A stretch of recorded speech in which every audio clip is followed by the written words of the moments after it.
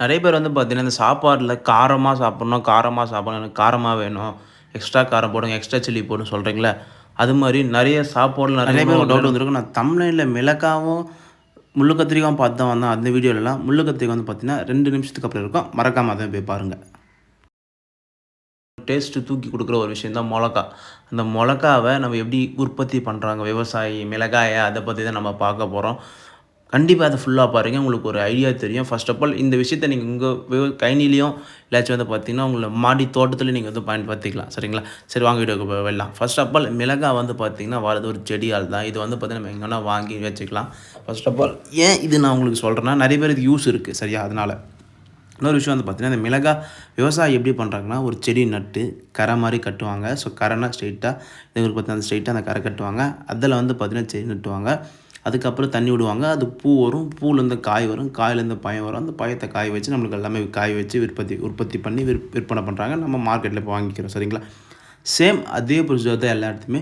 நீங்க இதே ப்ரொசீஜர்ல செடி வந்து பார்த்தீங்கன்னா, உங்க பால்கனில எங்கேயோ ஒரு இடத்துல வச்சு, ஸோ தண்ணி ஊத்தி ஒரு சன்செட் படுற மாரி நீங்க வச்சுட்டு வந்தீங்கன்னா, கண்டிப்பா உங்களுக்கு இது வந்து வரும். சரிங்களா? ஸோ இப்போ நம்ம விவசாயி இந்த ஒரு விஷயத்த எவ்வளோ கஷ்டப்பட்டு நம்மளுக்கு குடுக்குறாங்களோ, ஒரு முக்கியமான விஷயம் சொல்றேன். மறக்காம பாருங்க. ஒரு விவசாயி ஒரு மிளகா உற்பத்தி பண்ணுறதுக்கு அந்த செடி நட்டு, அத பக்குவம் பார்த்து, அறுத்து, காய வச்சு பண்றாங்க. அப்போ அவங்க கை எல்லாமே பார்த்தீங்கன்னா, அந்த காரத்தால பட்டு கை, கண்ணு, உடம்பு எல்லாமே பார்த்தீங்கன்னா, அந்த மிளகால பார்த்தா ரொம்ப எரியும். ஸோ, அதெல்லாம் அவங்க பொருட்படுத்தாம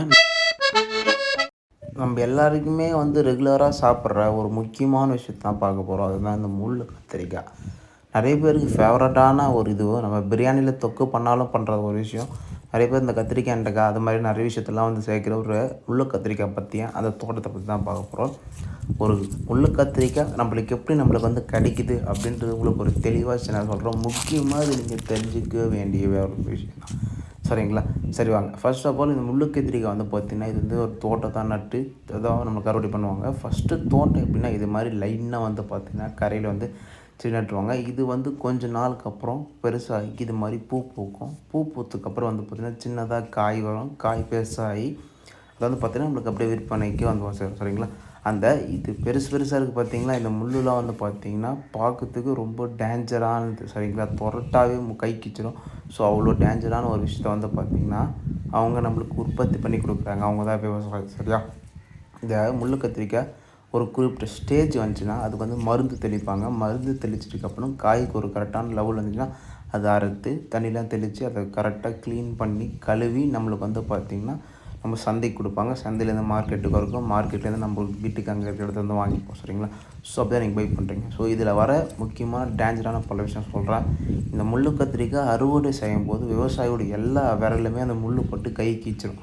ஒரு ஊக்குப்பட்டால் நம்மளுக்கு எப்படி அது மாதிரி பார்த்தீங்கன்னா ஃபுல்லாக கை கீச்சிரும். அது ரொம்ப டேஞ்சரான ஒரு விஷயம். அதுக்கப்புறம் அந்த முள்ளில் இருக்க பூச்சி பட்டும் கை கீச்சிரும். ஸோ அது மாதிரி நிறைய விதமான விஷயம்லாம் வந்து பார்த்தீங்கன்னா அந்த முள்ளு கத்திரிக்காயில் இருக்குது.